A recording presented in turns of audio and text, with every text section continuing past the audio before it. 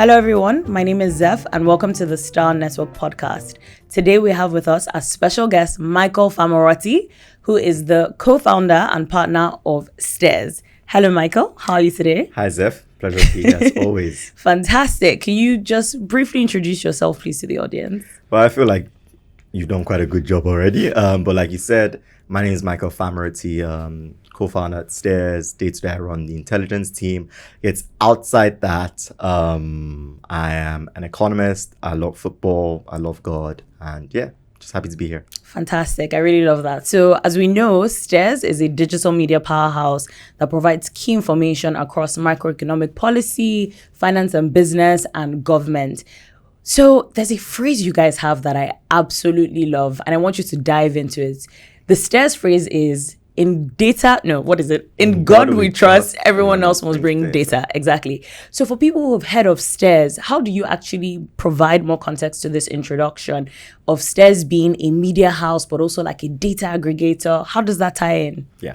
So first of all, full disclosure, that's not an original Stears phrase. Is Lord Denning, who I think was a lawyer from back in the day. But yeah, it's very apt. Fundamentally, what Stears is trying to do is provide information about Africa. When we think about the continent, we think about it in terms of light, particularly how much light and visibility people have to make decisions. Ultimately, the quality of the decisions that you make are dependent on the quality of your decision frameworks and the quality of information that you have to inform those decisions. Time and time again, we have seen that people, businesses, institutions, governments, investors, and so on don't have enough high quality information to make good decisions. And ultimately, for Africa to develop and thrive, and given the scarce resources that we have, we need to make high quality decisions. So Stears is positioning itself as a company, as an institution, that essentially what we want to do is equip decision makers to make those high quality decisions. And we have a particular interest in ensuring that people who are trying to allocate capital or make investment or strategic decisions have the data and information that they need to do so. Now, the focus on data comes down to the reality that, as they say, I think it might have been Jay-Z, which is very interesting, says men lie, women lie, numbers don't. Now, of course, you can torture data enough where it begins to say anything that you want. But generally, data at its most basic form, when collected right and when it's credible, is actually sort of provides the closest thing to truth, right? And for us, that phrase encapsulates our focus on ensuring that we're not here to push an agenda. We're not here to satisfy a bias. We respect people's opinions and views, but ultimately what we want is the truth that people need to guide their decision making. And that is why every day we remind people, in God we trust, but everyone else must bring the data. Awesome. Michael, that was brilliant. Thank you so much. I particularly love what you said about how Stears was created to, one, give people access to data to be able to make credible decisions, whether this is people in businesses, people in the government. And as you know, when it comes to things like policy formulation, data is very critical to be able to understand numbers. How much, for instance, has the Nigerian economy grown? What is population size today? How much is remittances coming into the country? All these things are essential to forming decision making so that our economy can thrive the way people are meant to. Projects and people can plan adequately according to data. And which is why I think Stears is so brilliant. But I do feel historically, data has always been an issue. I mean, Nigeria particularly being Africa's largest economy, I just feel historically, there's such a huge information gap. I remember when I was doing my dissertation at the LSE, I think at the time my topic was on industrialization in Nigeria. Honestly, I don't know what drove me to that topic, but I remember a huge challenge of mine was just access to data. Do you feel that with the creation of Stears today, you have been able to solve this data knowledge gap accurately? That's a very interesting question, Zeph. The good news is that if I thought the answer to that was yes, if I thought the answer to that in the next 10 years could be yes, we would not have started Stears at all. We started Stears because we saw how large and how vast the information gap was. The idea that in 3-4 years that we've even come close, if we even had that suspicion, we would be very worried, because essentially our entire vision, our entire model is built on the idea that even when we hit a point where objectively all around Africa, investors, governments, policymakers, people, businesses know Stears and use Stears, the gap would still exist, right? And we know we have a role to play in paving the way, right? But ultimately, the information gap is so vast, and that has often even proven a bit of a challenge at Stears for Stears, because prioritization then becomes super important. It's tempting to go from this industry to that industry. It's tempting to go from this country to that country. And it's tempting to try and do it all. And we've learned, particularly in the last 18 months, we've learned about the power of focus. We've learned about the power of doubling down and making sure that you build well and then you expand from there, right? So the good news for me, the good news for the country, the continent, is the opportunity is there. We welcome data companies, right? We welcome data institutes, right? The data industry is such that your competitors are also your partners, right? They're also your suppliers, right? I found it very interesting, for example, the work we did during the elections. 2019, we were groundbreaking, right?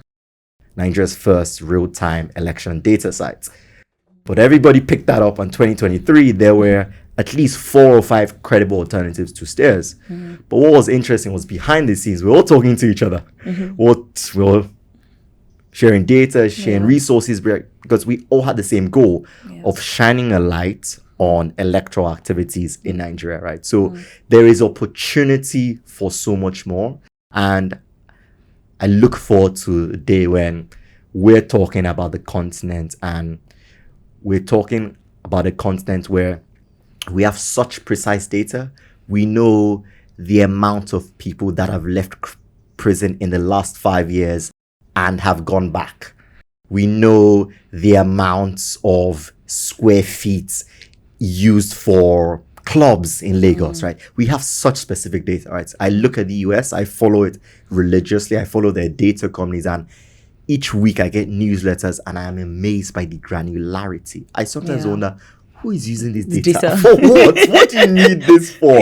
But somebody is making a decision based on that specific data, and that is why they're successful, right? 100%. So for us, we're looking forward to helping, to contributing to enable stakeholders in Africa to achieve that same goal. Fantastic, Michael. And I think I particularly love what you said about how that data can be applied in everyday life. So I'm assuming average people, the average Nigerian will just say, oh, data is used for things in finance or policy formulation, etc.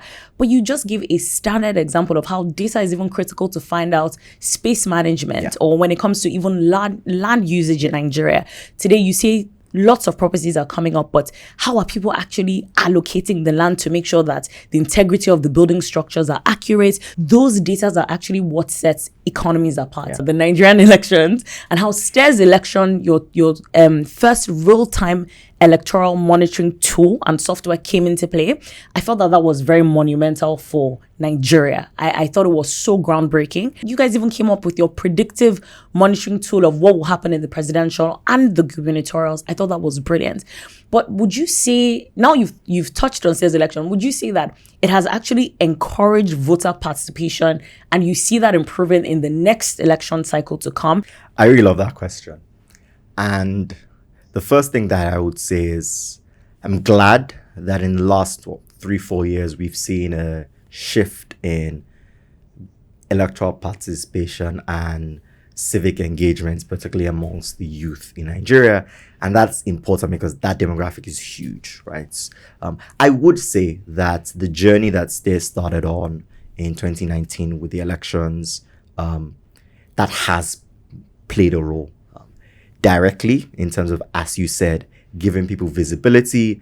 I know that given what we did in 2019, people expected the same thing. So people expected visibility, and that gives them encouragement. But also indirectly, in terms of, we sort of helped show other people that actually you can bring data into governance. You can use it in different ways, and we're continuing to do that. So for example, just this week we launched our Stears approval ratings, so our policy approval ratings. And the idea is, there's so much going on in Nigeria right now. There's so many policies, there's so much that we expect to happen, and a lot of the conversations are driven by opinions and subjective views. And yeah, I spoke to this person, he didn't like it. I spoke to this person, liked it. Again, we want to bring numbers to that conversation. And what we did is, starting from Lagos, we just sampled people in Lagos and we asked them questions about policies, right? And you got information like 60% of Lagosians feel economically worse off right now than this time last year. Unsurprising, but now you have a sense of the magnitude. Yeah. And then you then get additional interesting information like, despite that 60% feeling worse off, 70% believe they're going to be better off next year. So now you can get a sense of the hope and expectation that people have around policies. Now, if I'm a policy maker who is interested in change, that is encouraging, because I know, okay, I need to make sure that I can mitigate the negative effects of these policies, but I see that my electorate is buying into the possibility of these policies driving long-term improvements, right? Now, without data, you're running on assumptions, right? So generally, when it comes to governance and policy in Nigeria, the general approach historically has been, any psychofan can wake up and say, I represent the cabal of XYZ and this is what people believe, right? But suddenly, when you have numbers, credible, reliable numbers, the power and effectiveness of those guys is reduced, right? And people, government officials, policymakers, the electorate, etc., can make better decisions. Just the last thing that I'll say, and maybe, someone watching or listening would have an idea from this, right? But the National Assembly and local assemblies they still go under the radar lots in the governance conversation. And part of that is because there's just not enough information and data around what they're doing, right? But once you're able to change that, once you are able to do things like introduce platforms that track bills, introduce platforms that show the success of bill, that show which regions are sponsoring certain kinds of bills in certain areas. How many days on average is it taking for particular kinds of bills to go through? By the time numbers start to shine a light on what's going on, people then know the specific conversation to have, and suddenly your lawmakers are more on their toes, right? So for me, the potential is vast. Stears is going to continue to play its role, but we're hoping and looking forward to other institutions, NGOs, businesses, international organizations, also policy makers themselves, pitching in to ensure that ultimately we improve the information landscape in governance, because without good information, governments can't make good decisions. Without good information, the electorate can't make good decisions. And then there's just a cycle of poor decisions, regrets, and ultimately, as a Nigerian vested in the growth of this country as well, it is something that I'm excited and I hope to see more of an improvement in. No, thank you so much. And I think for me, you've really touched on the critical point of how you need to even just go from the top level hierarchy to people in National Assembly to inform their decisions with data.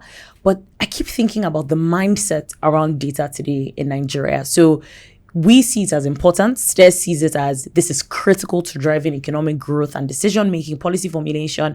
But how do you sort of essentially shift mindsets? It might not even be a question you can answer now, but I think it'd be interesting to see what's going to happen in the next 2 to 5 years where Stears is partnering with the government. I'm a huge believer in GovTech.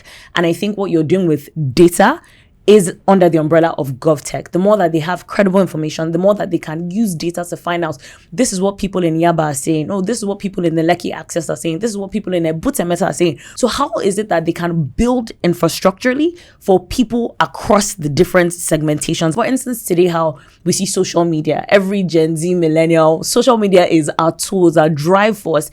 I think in the public sector, there is still a huge role for them to play to catch on from a mental shift. I think that's more Stears to solve that problem. It's going to be interesting to see how you guys can marry the two and change mindsets. I will make a recommendation. I strongly believe in thought leadership sessions. I just feel that thought leadership is very important for the collaboration that we seek today with the public sector. So Stears can organize a thought leadership roundtable session where you're speaking to public sector holders, telling them why data is critical. I was going to ask you about integrity of data. Is one thing to have data for me to go on Stears and say, oh wow, Stears business said. Then I think to myself, how did they get this data? How can I verify the integrity? But I think you answer that to say you partner with a lot of data institutions as well. Now let's move on to the next thing, more on the entrepreneurial aspect of it. So as much as, you're a company, being a company comes with its own challenges. And I'm sure to the listeners who are listening or watching, they probably want to start their own businesses, whether it's a data business or a fashion business. Let's talk about funding. When I read Stears had raised $600,000, and correct me if I'm wrong, but I believe that that's the amount. What was this journey like? What was the process? What advice can you give to people who are seeking to do the same thing and partner with VC firms? Okay. So it's interesting, Zeph, because you are in 2020. That's when we raised that 600,000 pre-seed. But most recently, late last year, we raised our seed of 3.3 million, led by Mac Venture Capital. Appreciate and Serena Williams. You want to mention that? Okay. Serena Williams. Yes. Also, heavy participation from Serena Ventures, which is the VC firm run by Serena Williams. Huge appreciation to my investors, my co-founders, my partners, mentors, colleagues. Definitely cumulative effort. What's interesting, so I'll just speak about funding. What's interesting about funding is I would disclaim by saying we have been blessed. We have been very fortunate, particularly in terms of timing. So our pre-seed, we raised our pre-seed at the end of 2019, and then COVID hit and the funding market dried out. And last year, by the time we closed our seed, the funding market had dried out. Yeah. So somehow we've timed things right. But some of the interesting things about funding is one key lesson that I learned is the importance of being true to what you're trying to build. A number of the rejection we got, right? And I think you need to highlight that. You got rejections. So it's never just a straightforward yes. Okay. It's good for people to know that. Let me disclaim that the norm is the rejections. Good. The yeses are the exceptions. Good. And that's important. It is not unusual for a seed startup in Nigeria to send emails to 200 potential investors, have 50 pitches, and only get 2. Wow. But all you need is that first yes. For us, what changed the game was our lead investor saying yes, which is why I put that name first. Good. Right. When your lead investor says yes, so there's a bandwagon effect as well. Okay. They see something here. They see something. Let me pay an extra look at this. And I think sometimes with funding, there is the desire to sort of bend and twist your story to fit what you think the investors want. I found that the kind of investors that you want to work with will see through that, and that will cause problems later on. I also found that the biggest period of refinement that Stears went through was fundraising, right? Because we had to go back to our numbers. We had to go back to our model. We had to go back to what we were thinking about doing and how and why, because that was what helped us get to a point where we had an authentic vision and story that matched what investors were looking for, right? And that was a very powerful learning experience that we could not do on our own because we're all first-time founders, right? And these investors have worked with tons of companies, so they understand how you can scale from this point to that point, right? And if those elements are not there, you can be a good business, but that's, doesn't mean that we're going to back you. I feel some of the most powerful conversations where when investors will tell you, this is a lovely business, but it's not the kind of business that I would invest in. Because that then forces you to go back and look and, okay, what kind of business am I? And why does that not match what they want? Is it about them or is it about me? You, yeah. Right? And there were times when it was about us and we had to again go back to our model, go back to our approach, right? So I find that failure teaches you even more than success, right? You can be successful for many reasons. You don't know. They just say yes, maybe because they just like your face, right? But when you dig into failure, then you learn lessons, right? And it was the lessons from all the no's that led us to the yeses, right? Led us to the point where I think we set out to raise somewhere at like 2 million or so, and then we ended up with that oversubscribed round.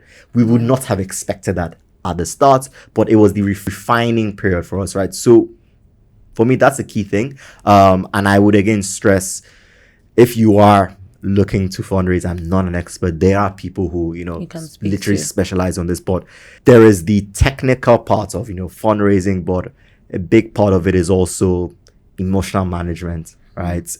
Founders pride themselves on grit, but until you go through a funding cycle, that really tests how much grit and resilience that you have, right? Yeah. And you need an anchor, right? So it can't be a business that I just want to blow. Because just wanting to blow will not I think that's the keep you mindset with a lot of young people. I'm doing this thing to blow. You have to want it for bigger reasons. Yeah. Else, it gets heavy. It gets a lot, right? Yeah. You can only take so many no's, right? So yeah, that's what I'll say, that you definitely need that anchor. You definitely need that reason. And be honest with yourself, your partners, with potential investors about what the business model is saying, because actually the hard work starts when you get funded. People told me that before, and I say, it's because you're funded, let the money come, right? But then you learn it. Another thing, just to close that, people told me that, I say, yeah, sure, of course, is don't take everybody's money. That's interesting. Because you think money is money, when they talk about strings attached.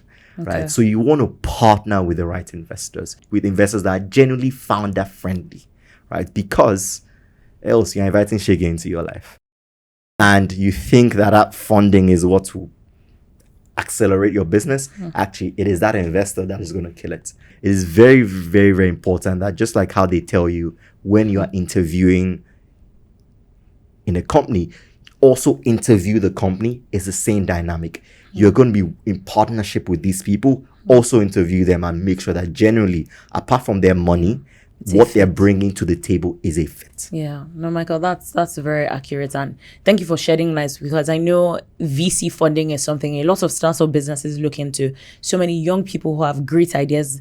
I'm sure this is where their challenge is. Where do I begin? How do I find the right companies to work with? So you've outlined two critical things, actually more than that, but two things that stuck out was ensure that your investor is a right company, investor, partner, everything fit. Very, very critical. And I think also people sometimes maybe assume that because this is a VC company, I've seen maybe Stears or another business go to this particular VC company, I'm going to go to them as well. And I've been trying to do research, and I'm actually going to learn more about this later in my spare time. Specific VC companies that are targeted at businesses. So for instance, a sports company is looking for funding. Surely there should be a VC firm that targets sports services or sports data or sports entertainment. That's the kind of company they should go to. If it's a fashion business that is looking for funding, they should look at the brands like LVMH or, Dior. Do they have like grants and schemes? I feel sometimes as young people trying to do great things with our fantastic ideas, what you're sort of saying is there should be tailored strategic focus to make sure that there's a product fit, and ensuring that the person who actually wants to invest in your business is genuinely passionate about it. There is an integrity to that sponsorship beyond just, here's money, take the money, and this is going to help my business to grow. And thanks so much. You've actually provided so much light on this. I think another critical thing of starting a business, because you've said a lot, you said for you to be able to know whether something is real in a business, you're going to be tested. There has to be grit.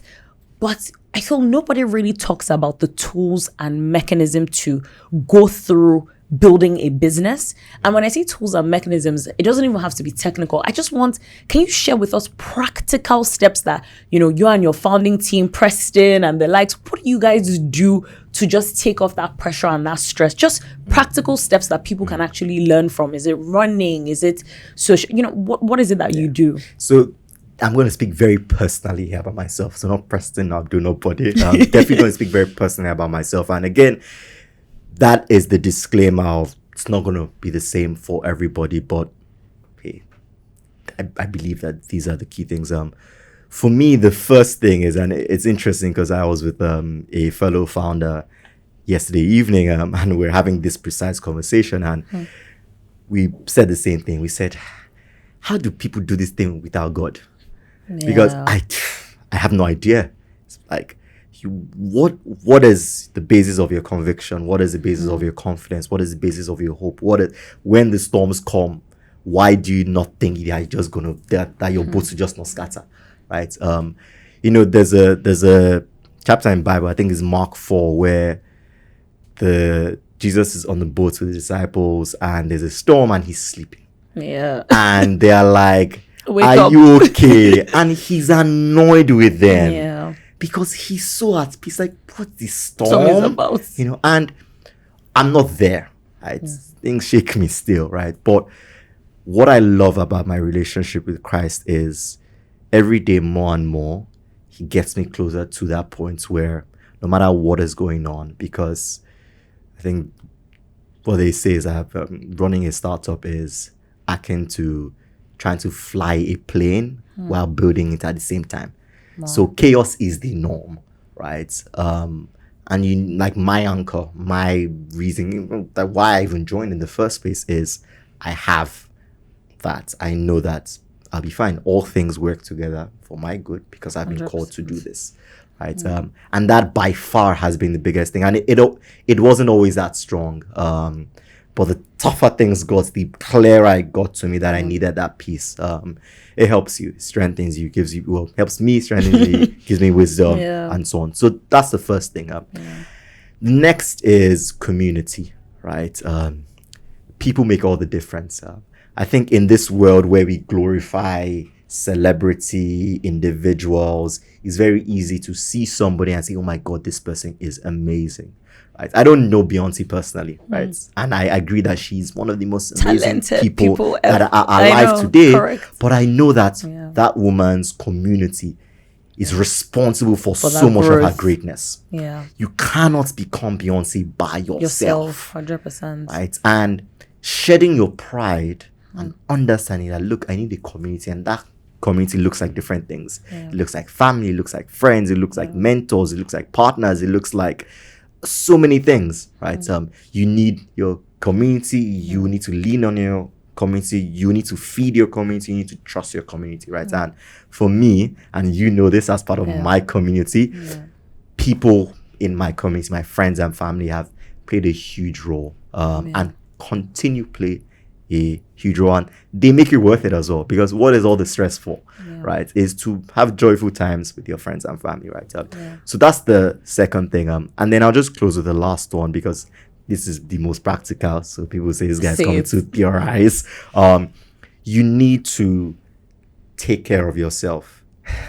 Again, particularly in Lagos. So I was talking to someone earlier today, and she mentioned how there's this theory that different cities tell you to do different things. So she said Boston tells you to get smarter because it has all the great schools. New York tells you to get richer because Wall Street. Buildings, Silicon Valley tells you to innovate. And we said, what does Lagos tell you? And at the same time, both of us said hustle. Yes. So there's a glorification of hustle and striving in Lagos. I got a tough day. Man, you see someone as that, and like, man, this week it was it's a glorification of all of that. It's like the harder you're working, the more you need to work hard, but take care of yourself. You need to feed yourself, whatever it is. Hopefully it's healthy. Please don't go on it. You spiral. Exactly. But find healthy things that feed yourself. For me personally, I had to learn that My friendships were important, right?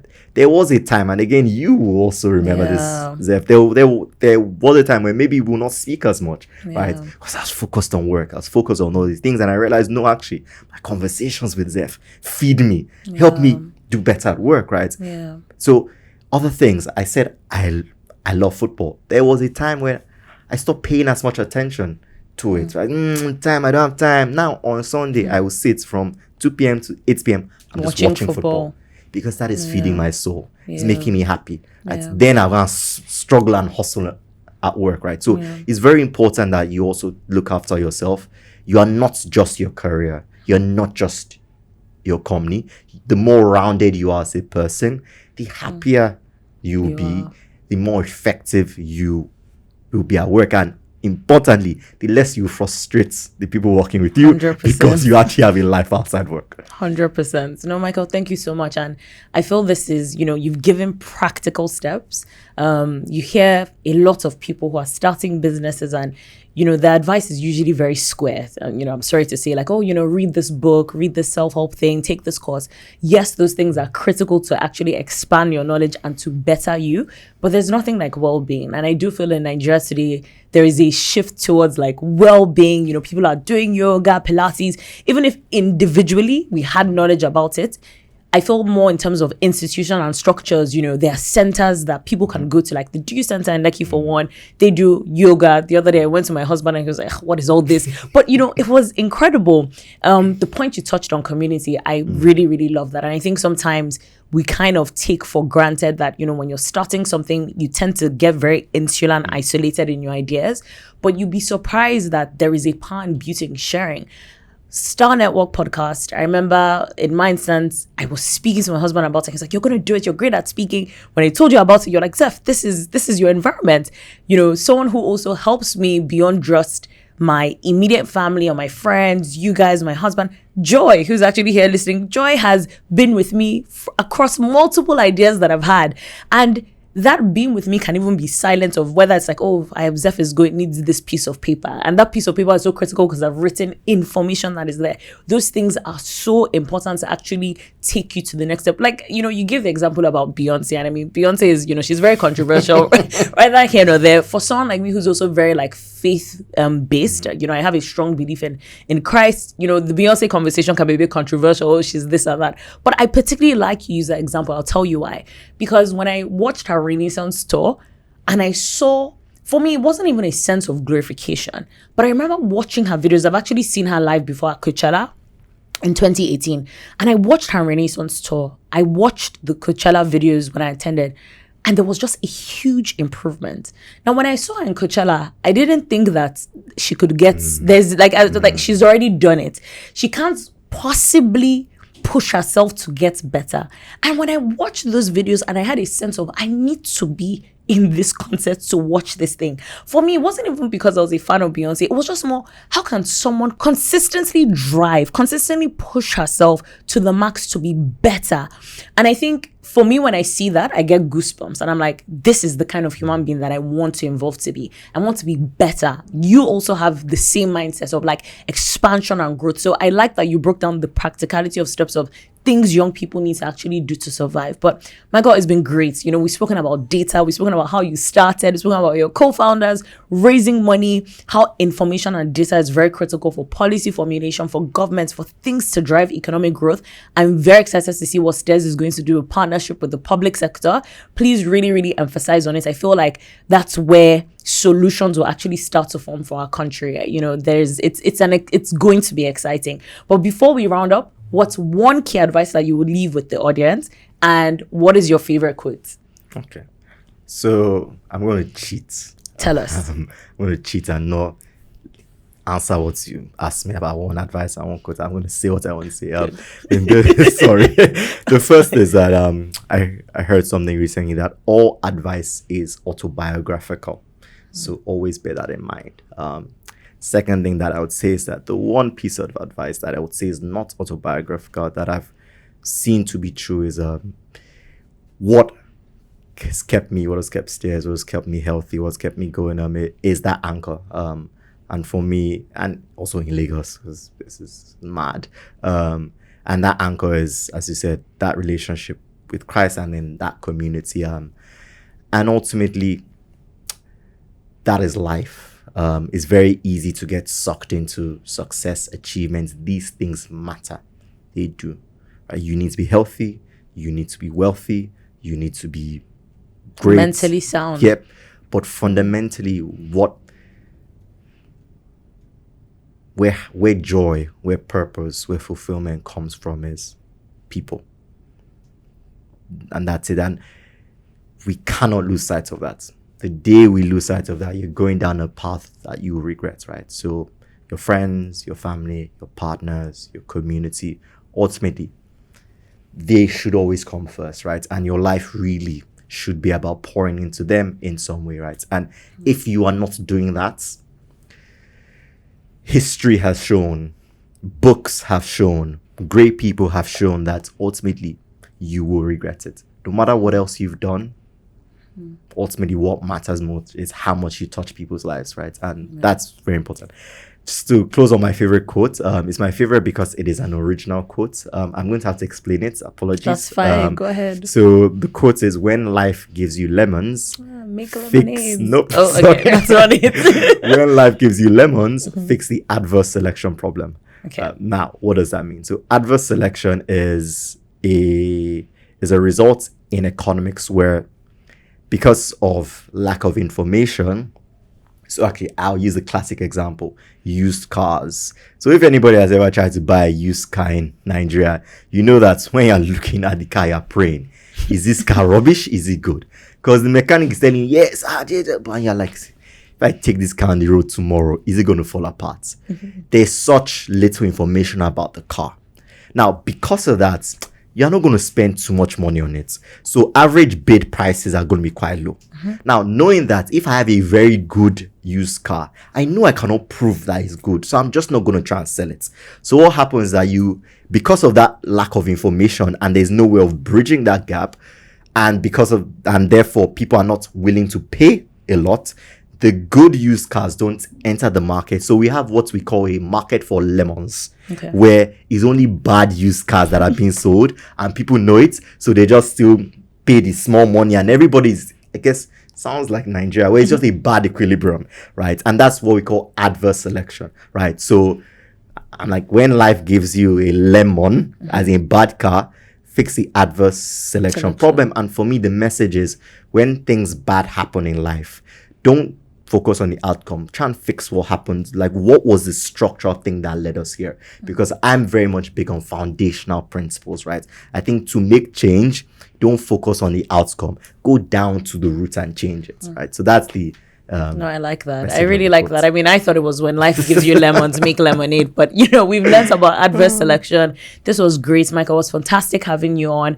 Really, really happy that you could be part of our first session for the Start Network podcast. I'm sure our audience has learned a lot. In the future, we're going to talk about more partnership opportunities with Stears that the SNP network can know about. But thank you so much for your time. Guys, it was great for you to listen to this. If you want to know more about Stears business, you can follow them on social media at the handle. What is your handle? Stears Insights. Stears Insights. At Stears Insights. Please feel free to follow them on Twitter, on Threads, on Instagram. Send them an email. They do fantastic economic reports on the economy, anything that you're trying to learn about. So it was great. And until next time, Michael, thank you so much. Privileged to be your first guest. Thank you, Zeph. Fantastic. Bye, guys.